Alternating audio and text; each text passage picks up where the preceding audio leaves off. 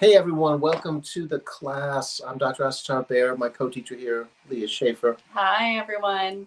We're together in the same place We're today. actually together. It's fantastic. Usually we're, coming in from different places, and but here we are, and it's nice. And This isn't an optical illusion.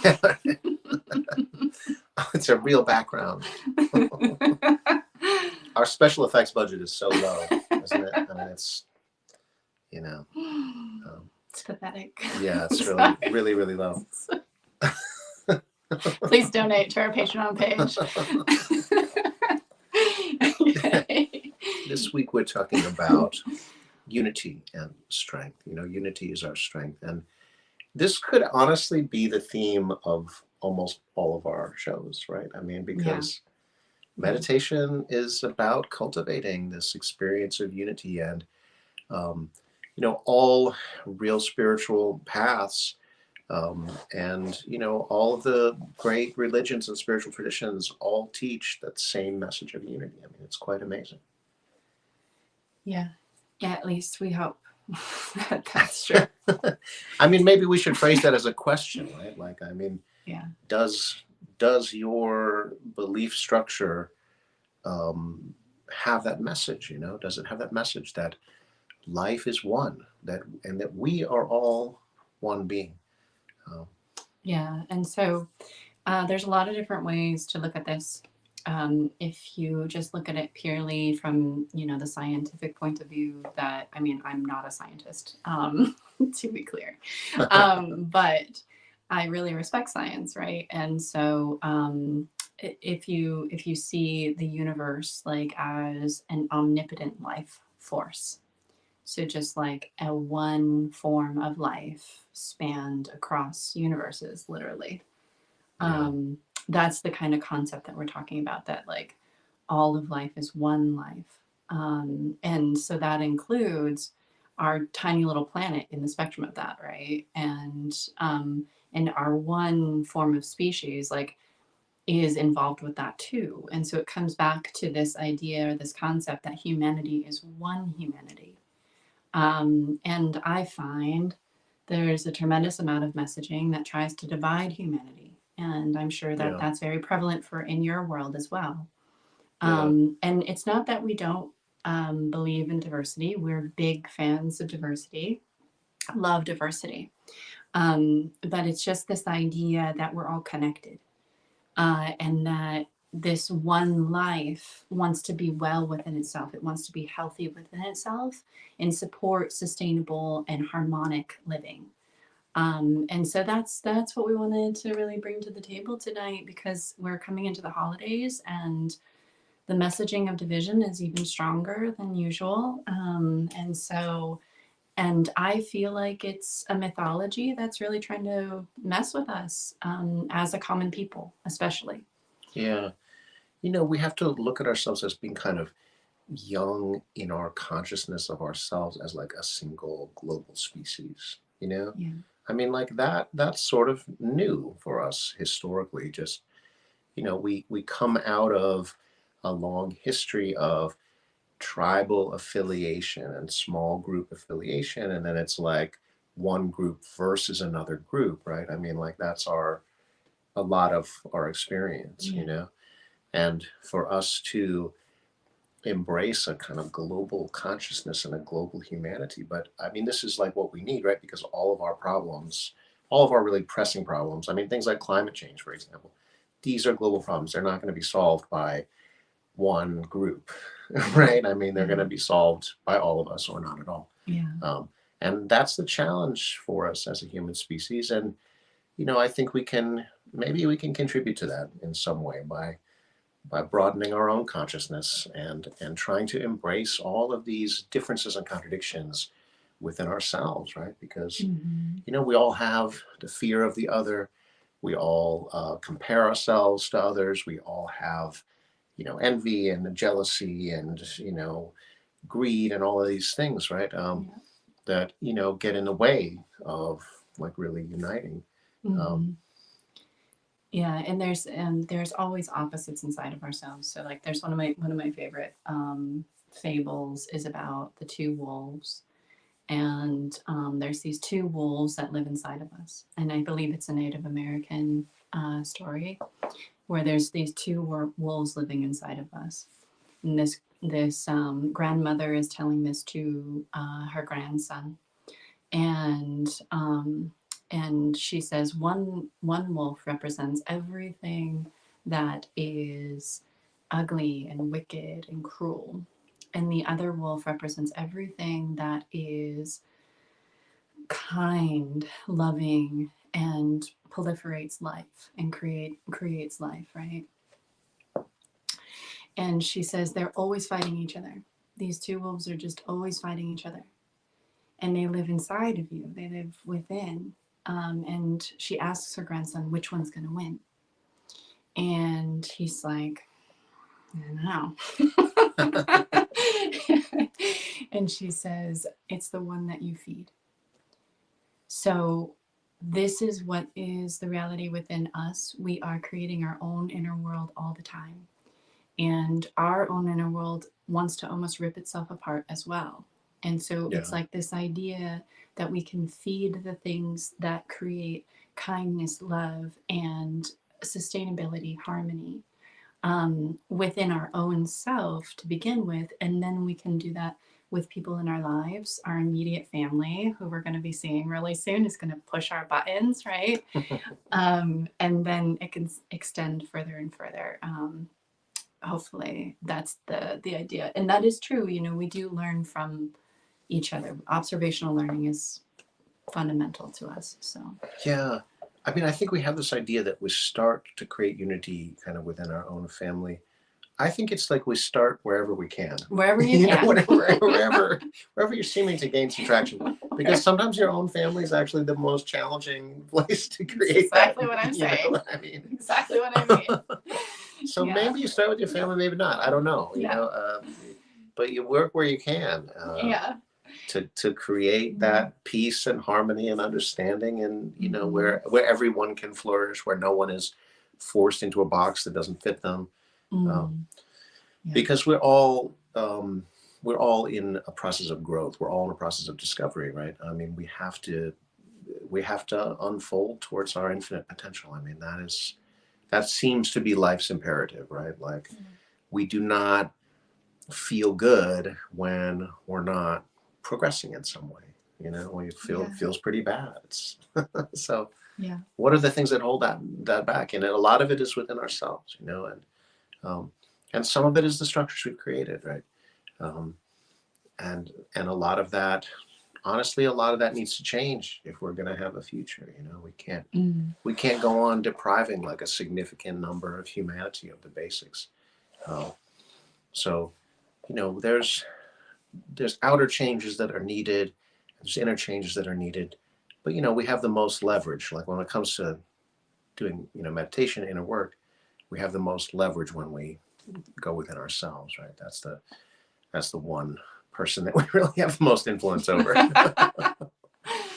That's right. That's wonderful. Would you like to guide us in the first meditation? Sure, I'll get us started. All right, so we're going to just assume a meditative posture, and so we need to practice this.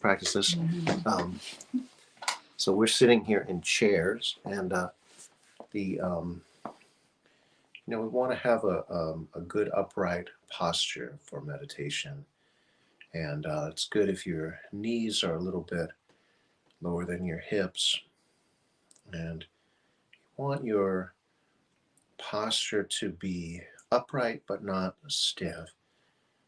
You want to feel energized, to feel energy travels up and down your spine. And so it's good if your spine is straight for that. It's good if your spine is upright. So to the best of your ability and in a way that feels supported, try to have a really upright posture.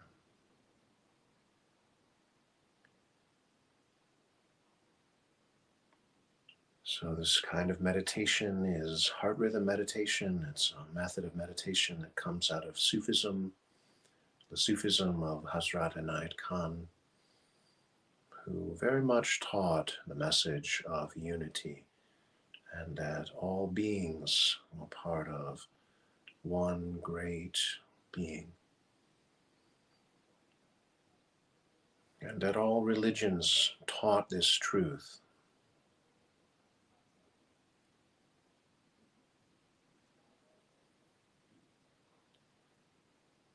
So now we tune into the breath. The breath is our fundamental connection with all of life.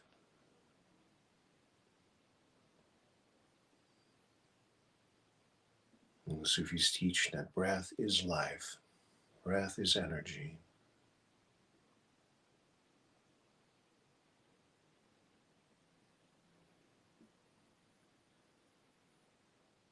And the first thing we notice about the breath when we tune into it is that the breath has a rhythm. There's an inhalation and an exhalation. And so we are going to work with this rhythm. We're going to work on perfecting the breath tonight.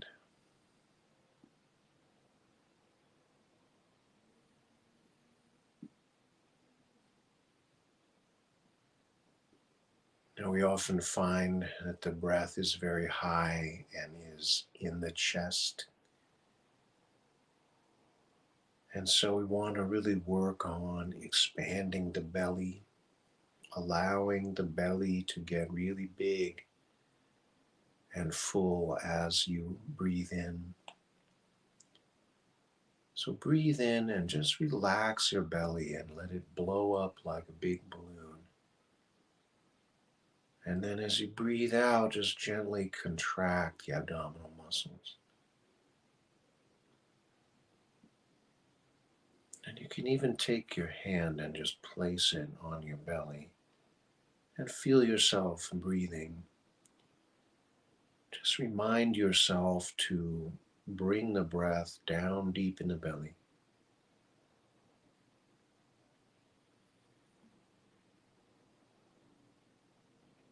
Breathe in and breathe out. As you breathe in, you allow the belly to expand. And as you breathe out, the belly contracts.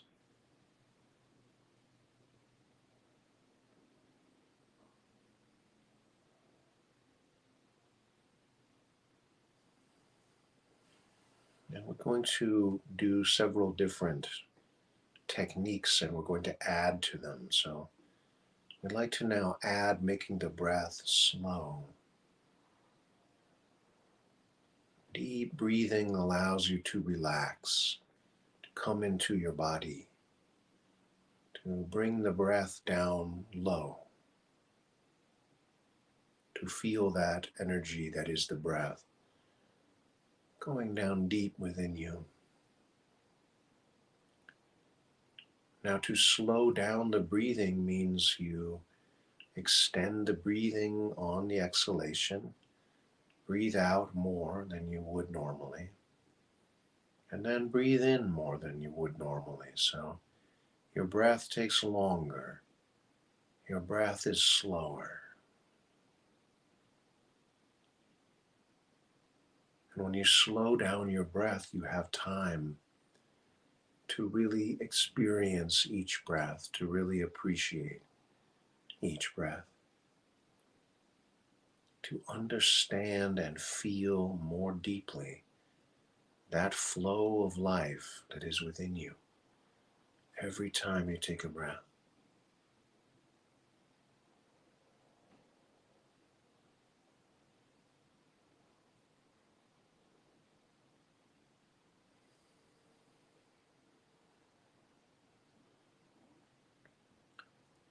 So we're working on deep, slow breathing right now. Now we'd like to add 2 more steps to it, which is to make the breath rhythmic and heart-centered. So rhythmic means the same length inhalation as exhalation. And heart-centered means our breath is focused on our heart center. the center of feeling and emotion and love and purpose and idealism.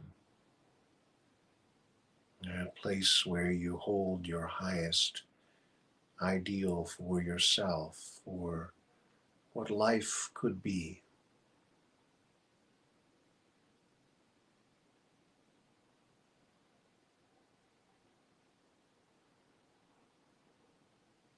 So we make the breath heart-centered in several ways. One way is that we can visualize as we breathe in, it is our hearts that breathe.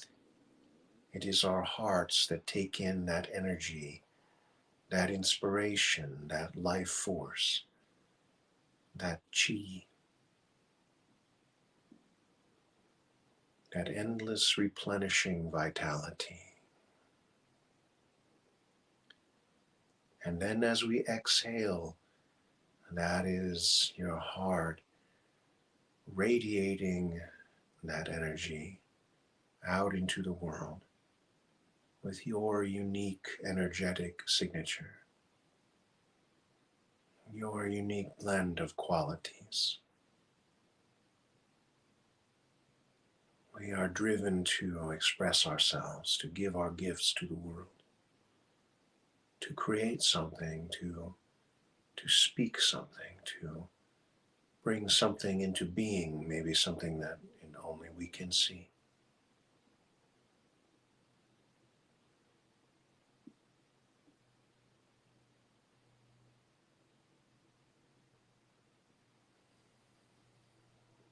The inhalation we are receiving, the exhalation we are giving.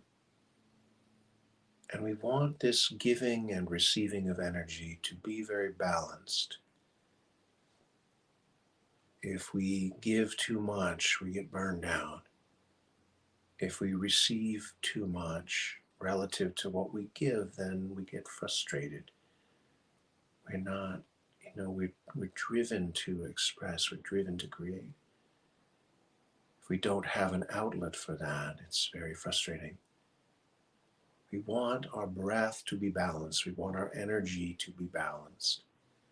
We want our inhalation and our exhalation to be the same length and intensity. And we have a way of doing this which really helps to continue this focus on our hearts.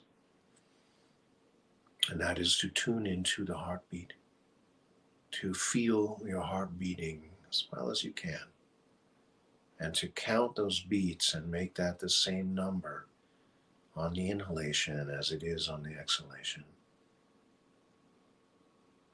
We breathe in for the same number of beats as you breathe out. Some of us have trouble feeling the heartbeat, and so you place your hand on your chest, or just lightly press with your fingertips against your right breastbone.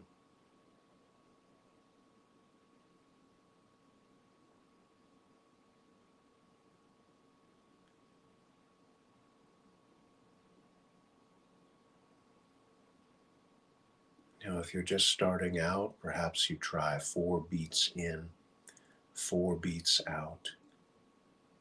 But if you're doing this practice and you really want to commit to it and really want to learn it, I would like you to get to the place where you're breathing in for 8 beats and breathing out for 8 beats. Maybe that's something you can do right away, maybe not. Maybe it takes time to master that.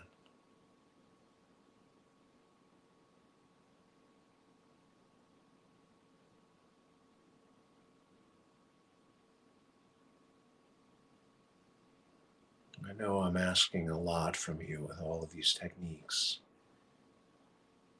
If it's too much, you just do whatever it is you can do. And consider that that is what's right for you right now.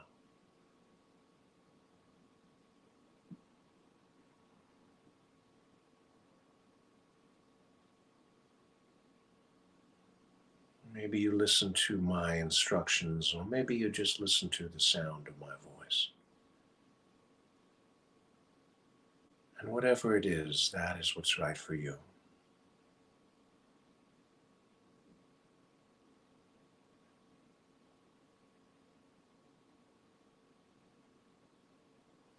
As the Sufis say, each one of us is perfect just as we are. And yet we know we can grow, we can improve, we can progress. That is the incredible tension and contradiction and dynamic force within each one of us. You are perfect just as you are. And yet there's so much more you could become.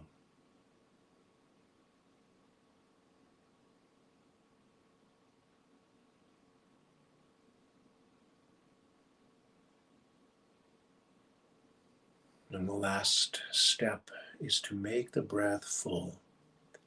And that is to really work on extending the exhalation. Squeeze your abdominal muscles, breathe all the way out. And then breathe all the way in, open up your belly. And then breathe all the way up into your chest as well. Taking a really big, deep, full breath, much bigger than your normal unconscious breathing. Filling your heart and your entire being with the infinite energy of the breath.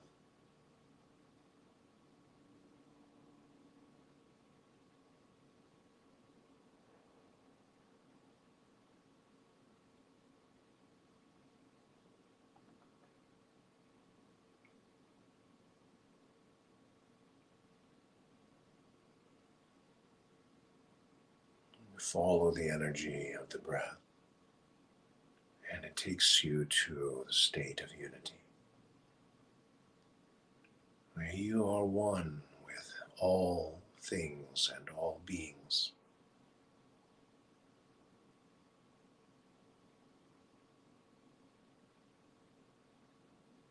And the energy and emotion within you is endless, eternal, perfect, unlimited.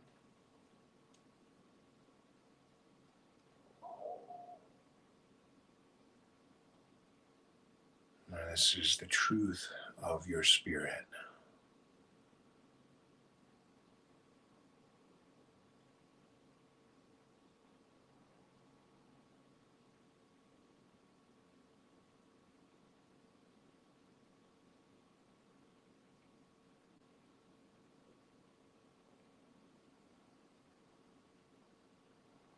Each one of us is an unlimited being, living in a limited body, a limited world.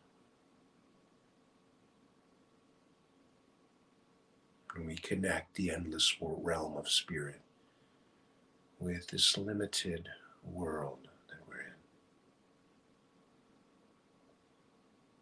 And we have a purpose in this life. We have a reason to be here. There's something that has drawn us here. We have steps to dance in this great dance of life.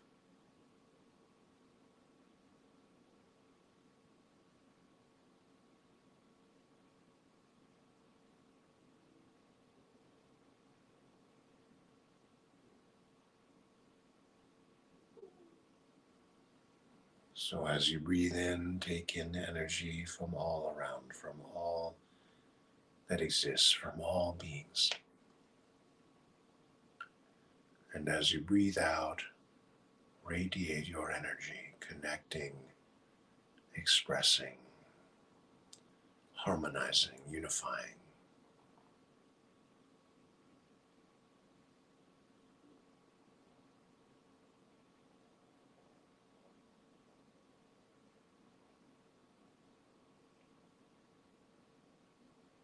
May the blessings of God rest upon you.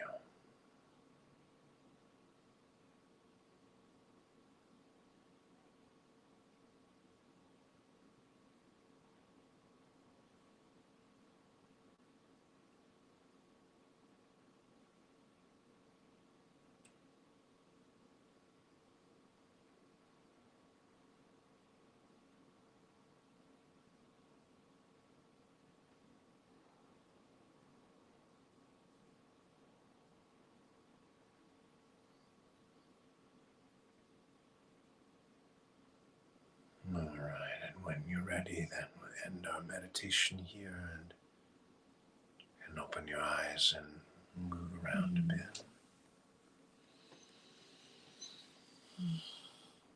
Thank you. Oh.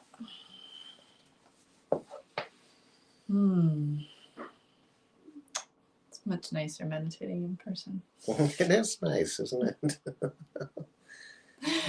We wish you were here in person with us. Well, it feels like you are, though, doesn't it? I mean, it's different. I wish you were here in person. I'm happy you're here via the ethers. In whatever form,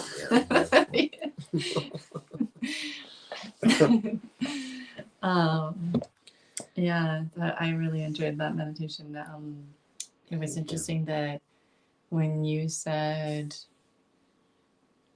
what did you say? You said everything's perfect as it is, or we are all perfect as we are, but there's always more to do.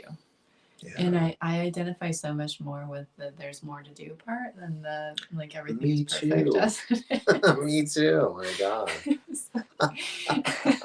Always like, I'm like, everything's perfect, it's more to do. So much more to do. So much more to do. But I tried to take a moment and breathe that in, and it felt really a lot like very peace-giving. Yeah. And I think that it's like when I look at my own life, I clearly know there's much more for my life to do, to become. Lots of faults, but the thing is that it's like I understand how I got here. It's like I understand like every step I've taken to the point where I am, and I also understand how far I've come. Yeah. And so there's like something to that, and I think that in creating unity and connection with other people, there's a really big part of that is in understanding. Yeah. Like understanding where they're coming from, understanding why they think the way that they do. Mm-hmm. Because it can really help break down the barriers and the walls of defenses, like within myself. So it's not so much tit for tat, like me against them. It's not this battle or this fight, but it's more like, oh, like I see you, I understand. Yeah. Understand like where you're coming from. And right. And then it can just open it more for a conversation to happen rather than like this feeling of needing to battle or being in duality with each other, because still it's like, oh, I understand who you are, and can we make it a little bit better, like whatever the discrepancy is, that's happening between me and another. I feel like a lot of these things, they come out of fear, and you see that in another person, and there's a certain way you can react to that and be like, oh, this is so, why is this person so afraid like this, right? Yeah. But then, you work on your own fears, and which we all have plenty of them, right? So when you work on that, you commit yourself to uncovering them and releasing them or understanding yourself, right? And then you start to have a lot more compassion for somebody, right? Like, okay, yes, this person is coming out of fear. Well, what's the best way to address that? Or what's the best way to communicate, given that? Or, the person is not some, alien being that you can't understand, right? They're, just like you, Yeah. Right? Yeah, like how do we find those threads or those common grounds in order to be able to come together? And there always is one, like there's always a way to have that humanness. Almost everybody has some kind of love story that they want to talk about, like right. Success or failure, whichever way it went. So we all have our humanness, like we all have threads of connection. Yeah. I'm just trying to think of like situations and scenarios, like how do you actually come toward unity more and more? Like how do you actually do it, right? And I do it with myself by reading a lot of philosophy from Hazrat Anai Khan, who really speaks about this. so eloquently. And so it inspires me. It helps me understand things that I wouldn't understand otherwise. But I am very, very like, and I also study a lot of the yogic texts as well. So there's infinite forms and sources. There's no limit. Like you can find these same things in nature itself. Like it's not like there's only, there's definitely not only one way. It's just, it's more like which way resonates with you. And like where are you finding like these forms of inspiration to be able to come closer and closer to unity with yourself and others. Yeah. Yeah. Yeah. I feel like there's another kind of thread in spirituality around this topic of unity. It is around the kind of getting beyond the limited rational kind of constructs, and exploring things that are paradoxical, because it's like what we're talking about, this unity thing is a paradox, because like clearly we're separate beings, right? I mean, like that is very, very clear, and that's the immediate thing that we see, but it's also very clear that we each have, like, there's universal things that we all feel, right? I mean, how is it possible that a person walks into a room and you can just feel their energy, right? You can feel I mean, even like on just the most basic kind of level, right? You can feel their energy. Um, you can feel when a person comes in, maybe there's no external notice of that, right? Maybe you have your eyes closed. Somebody comes in, you can feel that. How is that, right? Like, because that's not that surface, that's going beyond that surface level of individuality, right? Like where we clearly, we occupy different space and we, do different things and whatever, right? But like there's something that connects us all, or like when you said everyone has something that they love. Yeah. Like it's the same energy, right? It's the same energy.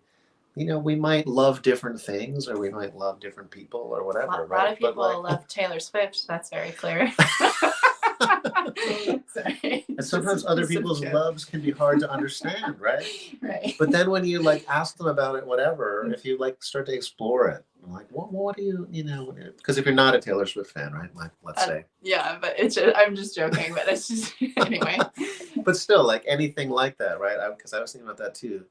And then you ask people why are they into it, and you start to see like those universal moments, right? Yeah, it might be unique to them, but there's like that universal understanding of what love is, and the fact that we all feel it. We all feel connected to something. Yeah, right. Like maybe it gives me excitement. It makes me feel alive, or maybe it's like, oh, this makes me feel at home, or makes me feel safe, or now we're starting to get into like universal things, right? Yes, like, exactly. We all want to feel safe. We all want to feel loved. We want to feel like we something belong. new. We want to feel like we're learning and appreciated. Yeah, it's just right. Yeah, we want to feel safe. A lot of us want to feel safe, and not forgotten. It's like people don't want to be forgotten either. Right. That's something I hear a lot as well. This fear of not being significant, not being forgotten. And so it's like just simple things like looking into each other's eyes and giving a smile. A friend of mine mentioned that the other day. Like he was like, he said, I don't know how long it's been, and I went to a coffee shop and they actually like looked at me and smiled at me. And like I had this experience too with somebody in Target today. She was checking me out, but not like that. They're like I don't know how to say that. But so bringing up your goods. Yeah, there we go. And I just really took a minute to like actually look her in the eyes and actually like acknowledge that she's a person and that she is a valid person and that she has feelings and she has human feelings. It's like how many people do we just constantly take for granted? And it doesn't take much. It doesn't take much to just say, hey, like, I understand that you're a person and you matter, and that's important too, because like that's that one moment of connection, because before that unity, there's connection, right? And so it's like that one moment of connection. Oh yeah, I am part of Mm-hmm. humanity. I do belong, right? Yeah. So that's a really important piece too. You know, we Yeah. have our reasons for why we don't acknowledge other people, right? We have our reasons for why we, put up our armor and, Mm. we Yeah, it's treat hard. these things like transactions instead of, like real moments of human connection. And, um, it's important to have have those boundaries sometimes, right? Like it's Yes, important to it's create, discernment of yeah, when and where. Yeah. it's important to have the boundaries of the self in place. So, Mm-hmm. this is one of the things about the spiritual path, right? Another There's paradox. another paradox, right? There's times where you have to build up yourself, where you have to say, look, yes, okay, I'm a limited separate being, Mm-hmm. and here's who I am, right? And then there's a whole other part of the path where you work on kind of attenuating some of the letting down some of that armor, and Yeah. being vulnerable and being open and Mm-hmm.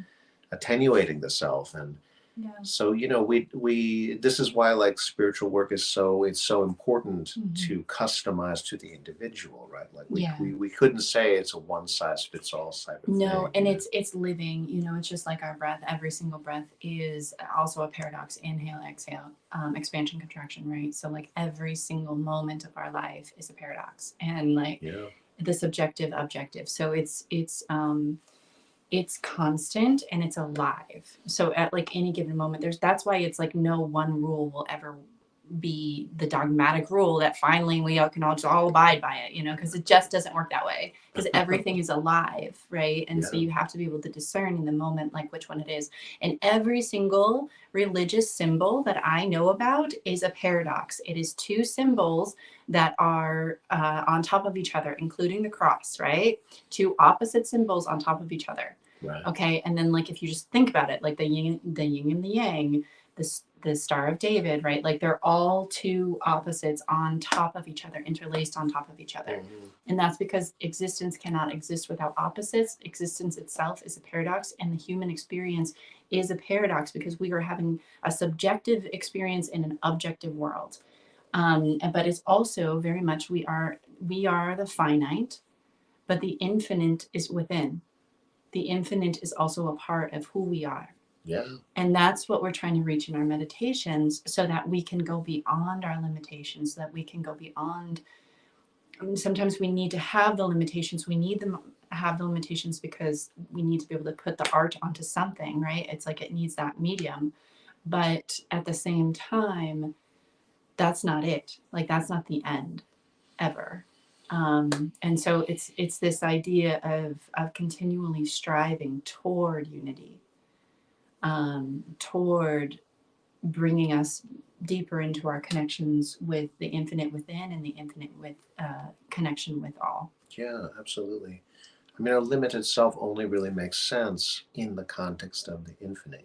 Without that, we don't, we can't really understand ourselves. And so we long for that experience, right? This is an experience of, uniting with all feels like you kind of blowing away the limited self, at least for a moment. Um, so this is a lot of times why we resist it. But ourselves are very durable. They're not destroyed so easily, right? So we Really? can go Not well. We dying. can we can go into we can go into this experience and still like, come back and have a self. No, Still yes, function. yes, yeah, that's very true. Yeah, yeah, thank you for saying that. Yeah, So, that's really, really true. Because it can be very scary it can feel vulnerable to explore these things. yes, absolutely, absolutely. Yeah. Should we meditate? All right. All right. But yeah, that's a really important point you just made. I've had that happen so many times. It's like, can I go into my heart? Because Mm-hmm. my mind is terrified. Like the person that I'm working with their mind will be just terrified to go into their heart. Mm. And I'm always like, you're still going to have a strong mind. Your intellect is not going to Right. be less strong from going into your heart. No. But it's like part of that fear barrier of just going into the heart and being able to identify with yourself in a different way. Yeah. Yeah. It takes a lot of courage to explore the self. I mean, it's an amazing journey. So, we're honored to have you with us on it. Yes. All right, so go ahead and take up your meditation posture. And let's see. We're doing good with time. If you need to stretch at all, go ahead. Stretch a bit.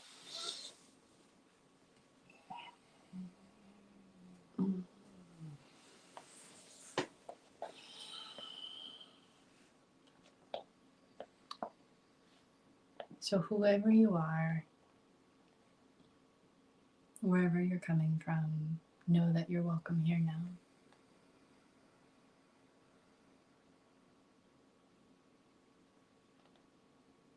And come into your meditation posture, one in which your spine can be stacking on itself, so the vertebrae are just kind of stacking all on each other in a natural curvature of your spine. It helps to have your knees a little bit lower than your hips so you can breathe deeper. It helps to have your shoulders a little bit back, opening your heart. And then just a gentle, gentle lift through the back of your skull in order to bow your chin slightly. Again, helping you come into your body, into the center of yourself.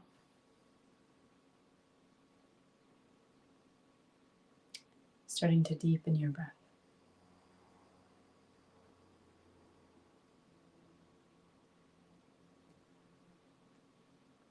So try not to check out. You want to check in. You want to go as deep into your own actual body and actual heart as you possibly can with your consciousness, with your awareness, with your presence. And your breath will help you do that. So start to cultivate deep, full breathing. You can do this either by allowing your abdomen to expand out like a balloon as you inhale, or simply attuning to your actual diaphragm muscle, which is a muscle that goes along the entire perimeter of your rib cage, the bottom of your rib cage, and it's like an umbrella. And when you inhale, that umbrella kind of flattens out, and as you exhale, it loosens up again and it goes back into its umbrella shape. And we usually only move like a fraction of that muscle. And so you can really focus on the full diaphragm, the front, the middle, the sides, and the back, all around the perimeter of your ribs. And really try to move the whole diaphragm as you breathe.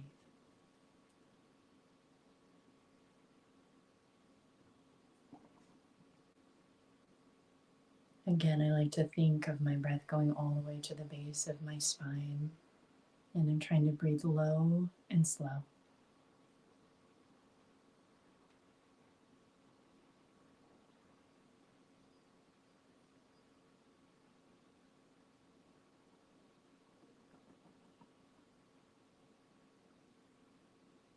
And the exhale is just as important.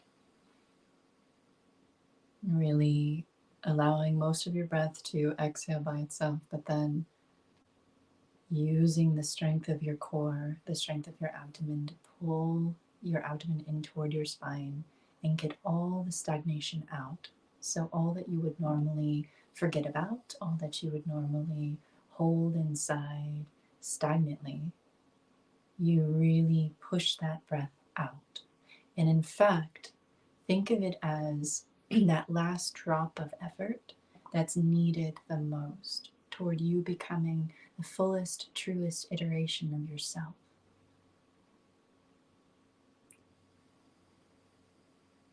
And allow new life to come in with your next inhalation.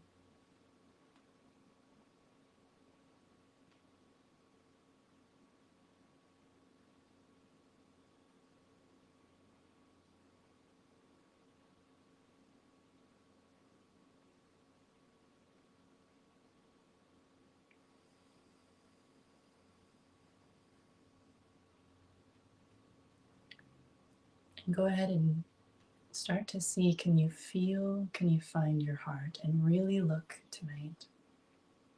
Really try to feel your actual heart with your heartbeat.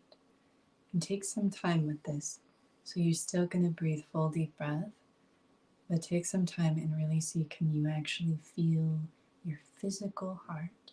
Try to sense it.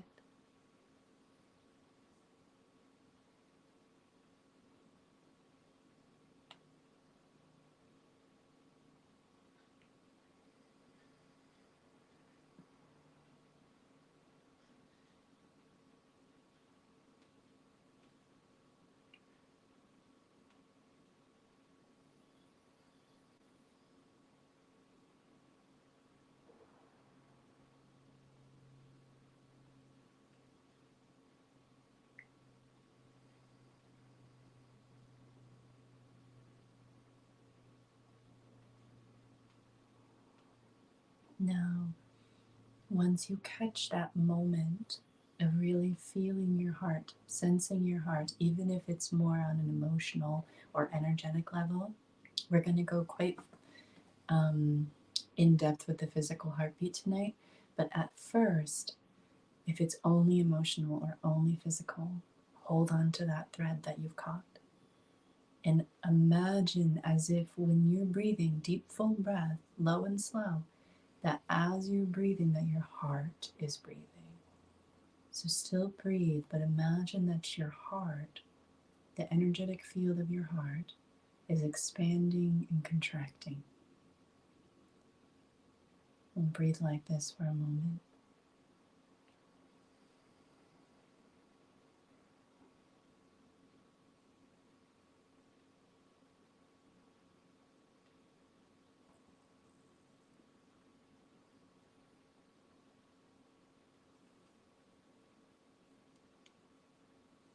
So what I mean by your heart breathing is that your heart is condensing on the inhalation all the energy of your own presence, atmosphere, and all the energy beyond you universally that you feel connected to. And it's pulling all into the center, the very center of your core, of your heart.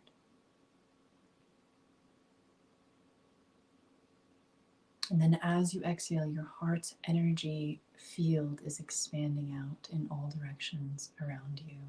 And at first, it might not feel like it goes very far, and that's okay. But your heart's energetic field is naturally bigger than your body. This is scientifically measurable. It's about 60 times greater than your mind. And so you do have an energetic field of your heart. And when you exhale, exhale from your heart out in all directions, moving the heart's energy, strengthening the heart's energy out into its energetic field.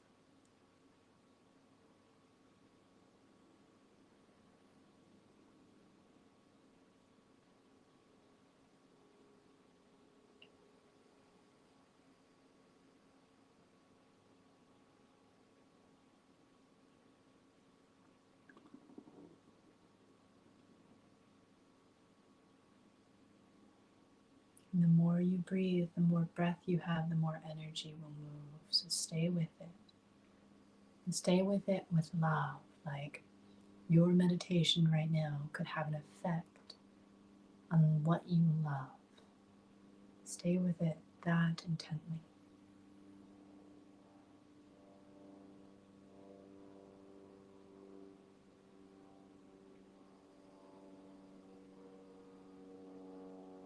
All the things you love inside your heart, that what you're doing right now is affecting them.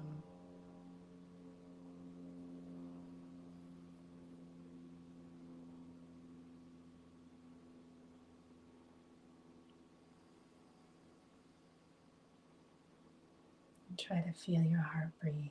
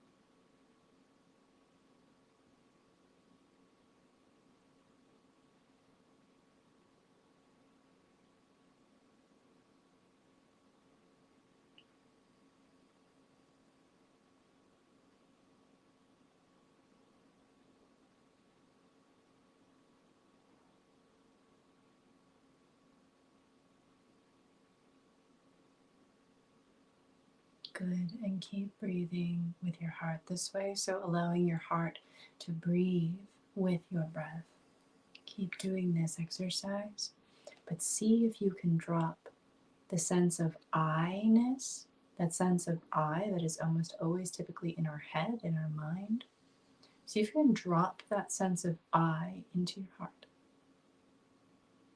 So what if I came from your heart?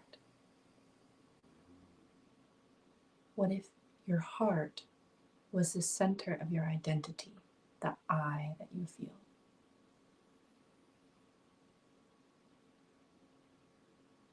And play with that as you breathe with your heart, as you let your heart breathe.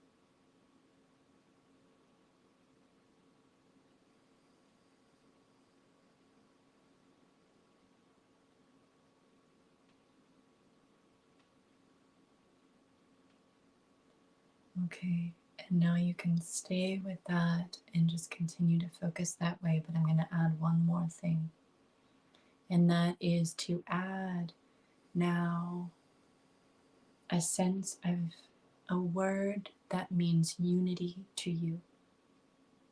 So maybe it is the words I am, simply I am. Maybe the word is uni, as in university, uni. Maybe it's omni, or maybe it's some word that means God from your own tradition, the one that you most identify with, the one you feel connected to. Some word that means the universe, or that means the one, or that means God. And you could say the one, or you can say I am. But place that word, whichever word means unity for you, or God, or the one, or the universe, the one life, whatever really connects you to that sense of one life. What I'd like you to do is start to put that on your heartbeat. And so if you are not practiced yet and you don't feel your heartbeat, there's nothing wrong with that, but I'll help you. What you want to do is that if you can't connect with your heartbeat now, place your palm on your heart, breathe full deep breath, and try to feel your heartbeat on your fingertips or on your hand or your palm. Sense it this way. If you still can't feel your heartbeat, that's okay. Place the other hand around your wrist and find your pulse point, the echo of your heartbeat.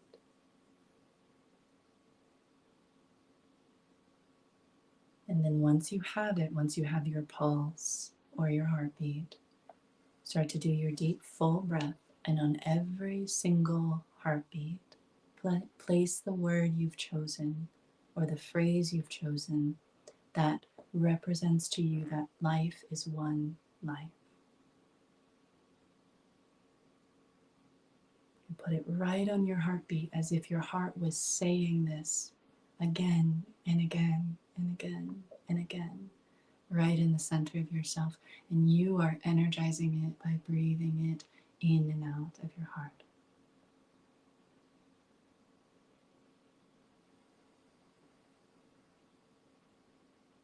Diving deeper and deeper into the center of yourself, diving deeper and deeper into the center of your own heart as it repeats this again and again and again for you.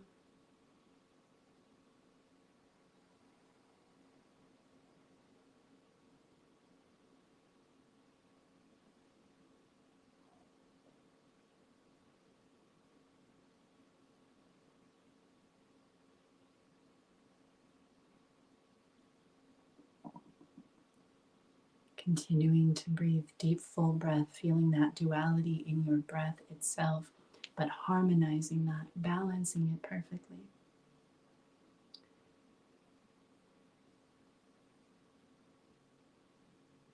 And again, you can use your heartbeat to balance it perfectly. 8 heartbeats in, 8 heartbeats out, but you're not counting. Now you're using music. You're using music as if your heart was a drum, a metronome for every breath that you take.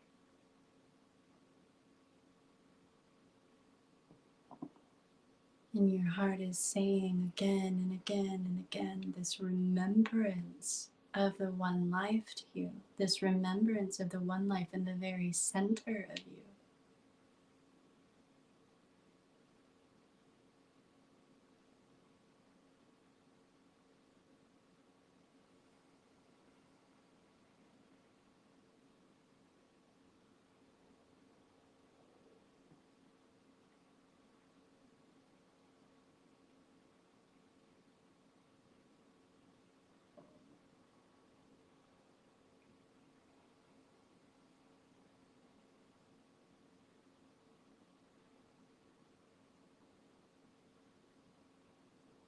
And you're energizing it with your breath. You're becoming more present with that message from your heart that you're putting on your heart consciously, but your heart is echoing back to you.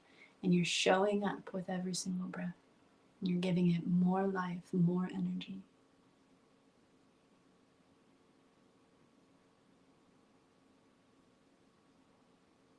And your heart is circulating it. It's circulating that message, that remembrance. It's circulating it through all the chakras, through your entire body, into every cell, because that's what your heart does. It echoes through you.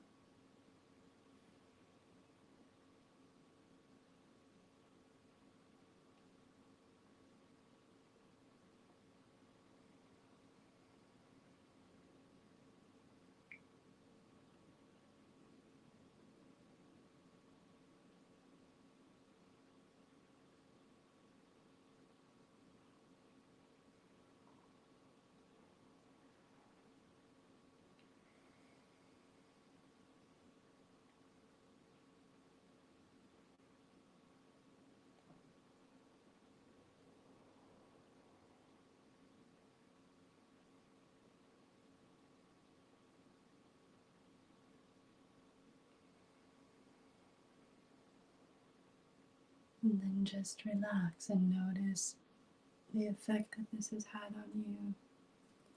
And please continue to practice this on your own.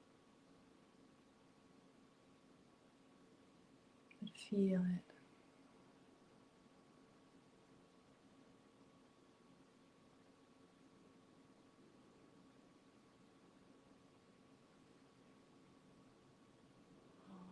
All right.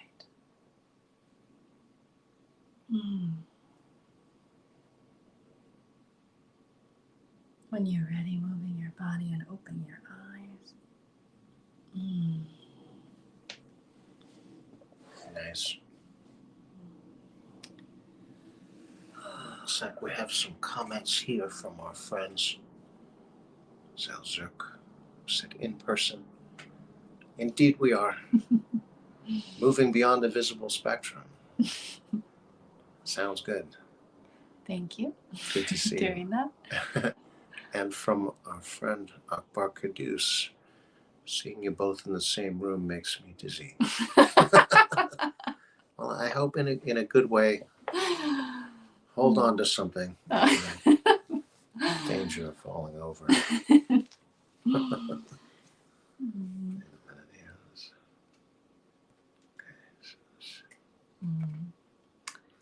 hope you can take that practice home with each of you. I mean, you already probably are home, but take it home with you and practice. Keep practicing it because it's very powerful practice.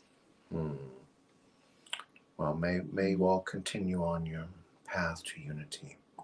And if you'd like to support the show, go to the Patreon page, and we will be here next week after Thanksgiving, in the between the Thanksgiving and Christmas holiday, that period where we need unity more than ever. Yeah. Peace to everyone around the world. Thank you so much for joining us. Have a good night.